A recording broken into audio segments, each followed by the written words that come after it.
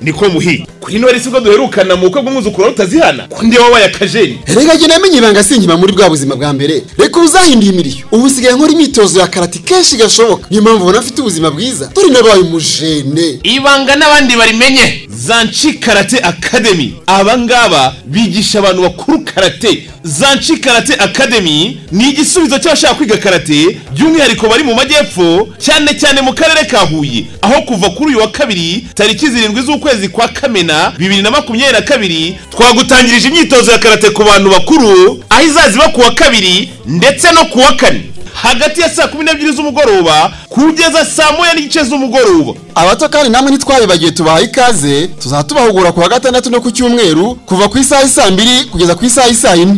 Abo n'abana b'imyaka hagati y'ine na 15 muzaza mwigishwa n'inzobere Sensei Dieudonné Mwizerwa ufite dani ya 4 akaba ahagarariye abasifuzi mu Rwanda ba karate akaba umusifuzi ku rwego rwa mbere muri Afurika n'umusifuzi ku rwego rwa kabiri ku isi yose. Imyitozo izajibera muri Credo Hotel.